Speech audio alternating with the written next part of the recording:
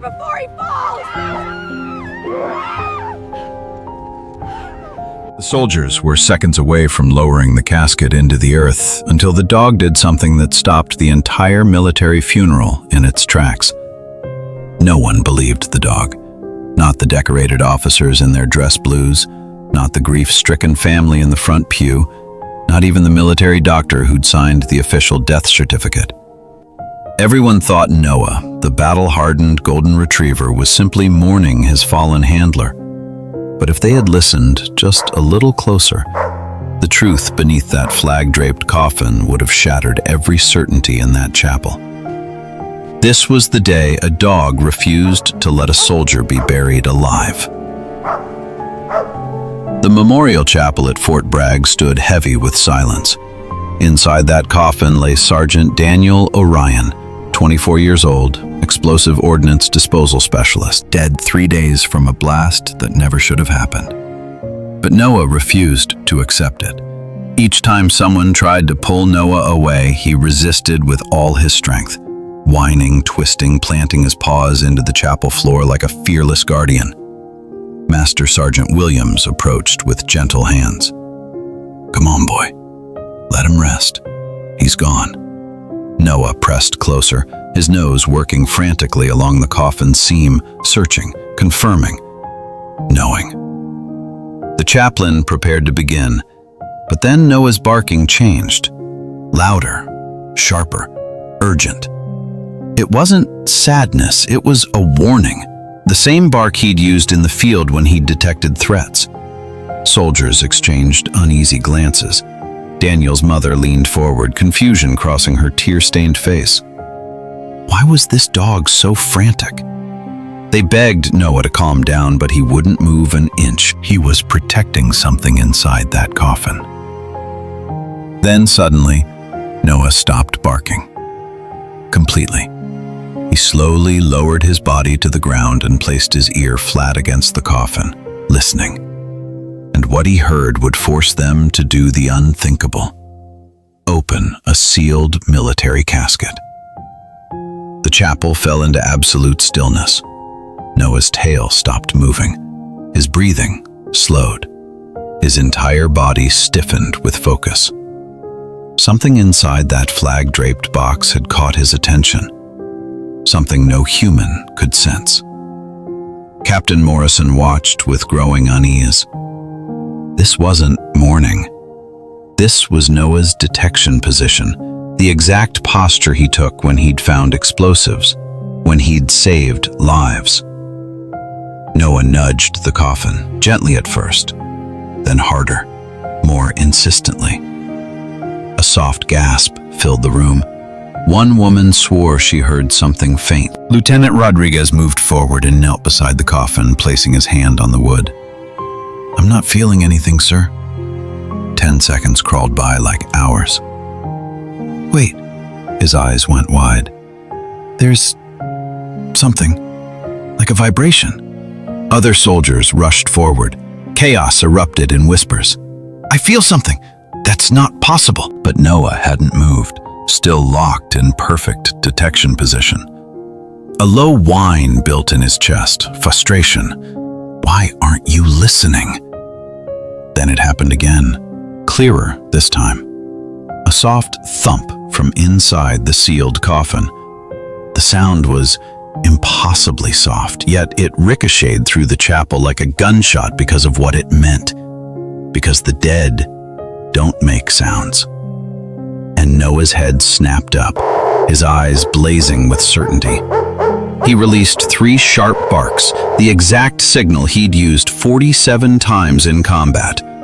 Target confirmed, immediate action required, lives at stake. The chapel erupted. Multiple witnesses confirmed it. Sounds were coming from inside that sealed coffin, but how? A military doctor had signed the death certificate. The room split down the middle. Daniel's mother surged to her feet. "We have to open it, please." Lieutenant Rodriguez stepped forward.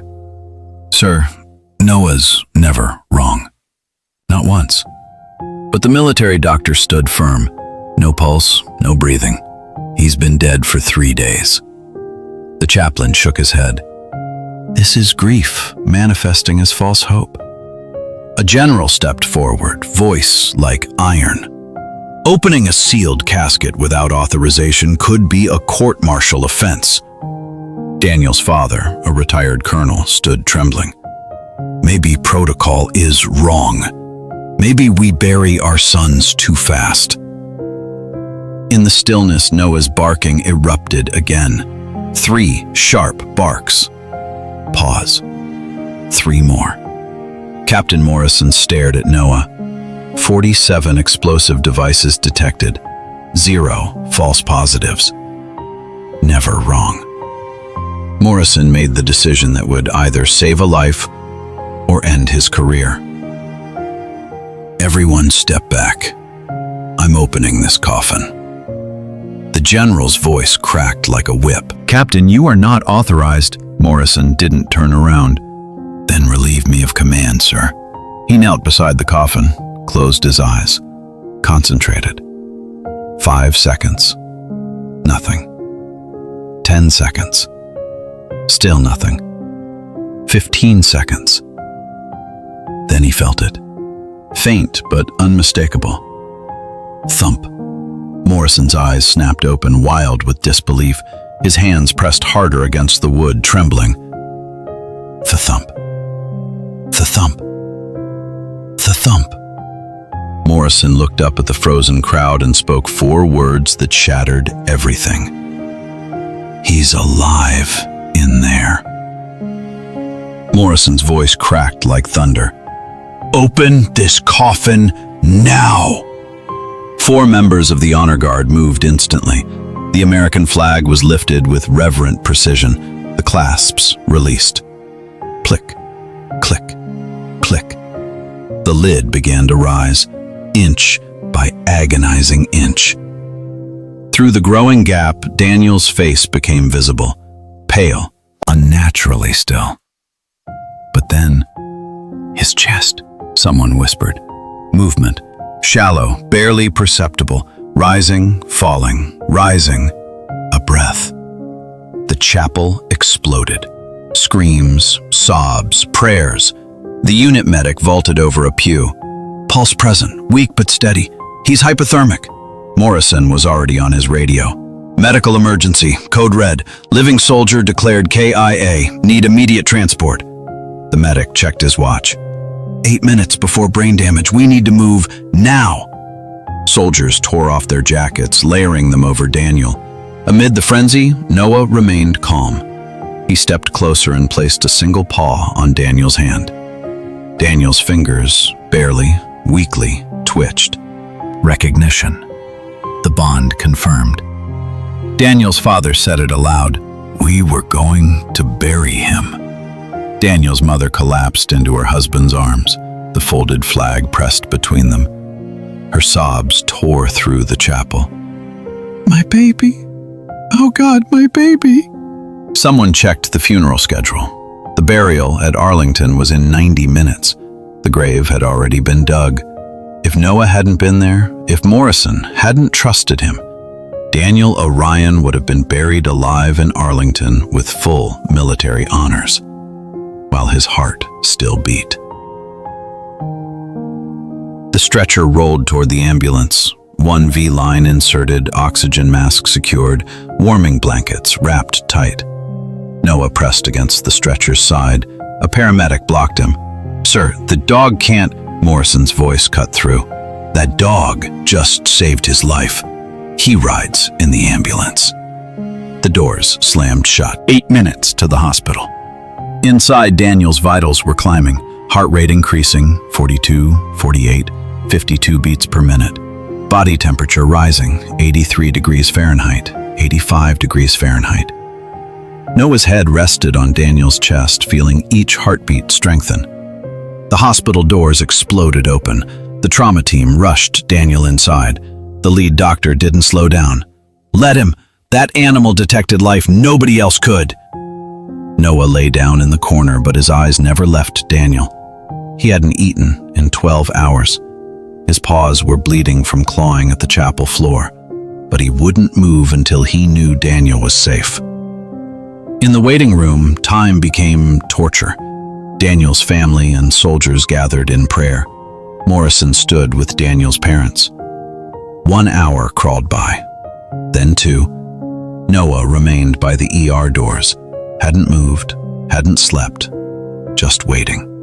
Nurses occasionally peeked out, surprised. "He hasn't moved in 2 hours." Another nurse shook her head in wonder. "That's not a regular dog, that's a guardian." Finally, the ER doors opened. The trauma doctor stepped out. Everyone stood instantly, breath held. His face was unreadable. Then a small smile broke through. "He's stable. He's going to survive." Relief detonated through the waiting room. Daniel's mother collapsed to her knees. Soldiers embraced, tears streaming. Even the general's eyes were wet. But the doctor raised his hands, needing them to understand. Daniel experienced an extremely rare medical phenomenon, maybe 10 documented cases in medical literature. The blast caused massive blood loss. His core temperature fell to 82 degrees. His body entered protective hibernation. Heart rate dropped to 2 or 3 beats per minute. Breathing became 1 gasp every 30 to 40 seconds. Daniel's father leaned forward. "How did we miss it?" The doctor met his eyes. "Sir, nobody missed it.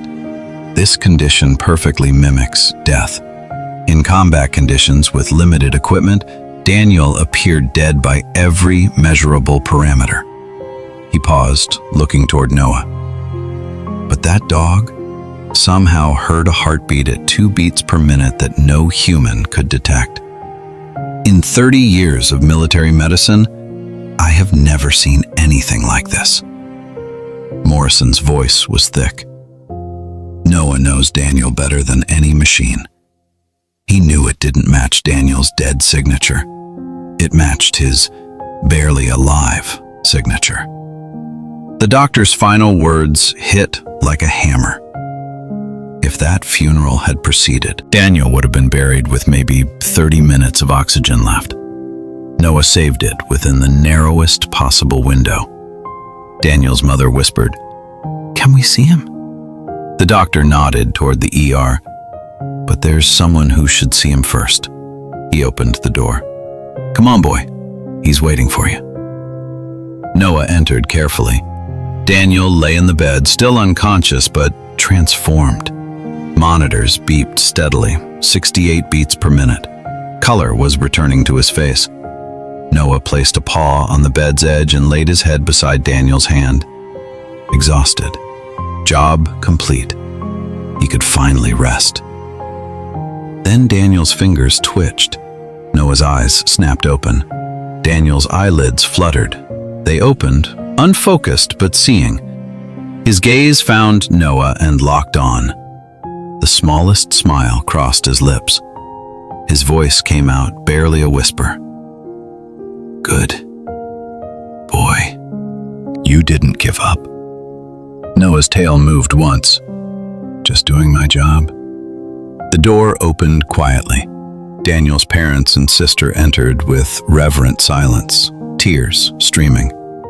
His mother kissed his forehead. His father gripped his hand. All of them paused to acknowledge Noah. "Thank you," Daniel's mother whispered. "You brought him back to us." 3 days later, Daniel was fully conscious. His family told him everything: the funeral, Noah's refusal, the debate, Morrison risking his career. Daniel listened in stunned silence. Then quietly, tears forming, he spoke. "I remember being trapped in darkness. The cold was unimaginable. I couldn't move, couldn't speak, but I could hear, faintly, like through water. I heard barking. Noah's barking. And I knew if I could just hold on, he'd make them listen." He looked down at Noah. "You never gave up on me, not once." Captain Morrison visited with news. The military wanted to award Noah the highest honor for working dogs, but protocol required reassignment. Daniel was being medically discharged. Morrison's face was grim. But when we tried to take Noah to kennels, he wouldn't eat, wouldn't work, and your vitals spike when Noah's not in the room. The doctors say separation causes measurable harm to both of you. He paused. Medical recommendation? Noah retires, stays with you. Not just allowed, medically necessary. Separation could kill you both. Daniel's hand found Noah's head. We've saved each other's lives more times than I can count. I just never thought it would be bringing me back from death itself. 6 months later, they worked together at a veteran therapy center, helping other soldiers, training other working dog teams, teaching humans to trust their dogs the way Noah had taught an entire chapel to trust him. Noah's story changed military protocol forever. Now, working dog behavioral alerts are part of death confirmation procedures, because sometimes the most advanced medical equipment can't see what a loyal heart can sense. Sometimes the greatest miracle isn't that death can look like life, but that love refuses to accept either without proof. A dog saved a life simply because loyalty never gives up. If you believe military working dogs are heroes who deserve our deepest respect, please like this video, share it with someone who needs to see it, and subscribe for more incredible stories of courage and loyalty. In the comments, tell us, have you ever witnessed a moment when an animal knew something humans couldn't see?